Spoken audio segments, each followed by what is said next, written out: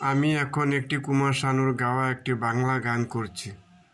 কত যে সাগর নদী পেরিয়ে এলাম আমি, কত পথ হলাম যে পার। কত যে সাগর নদী পেরিয়ে এলাম আমি, কত পথ হলাম যে পার। তোমারই মতো এত অপরূপ সুন্দর কাউকে তো দেখিনি গো আর। প্রিয়তমা মনে রেখো, অনুপমা মনে রেখো।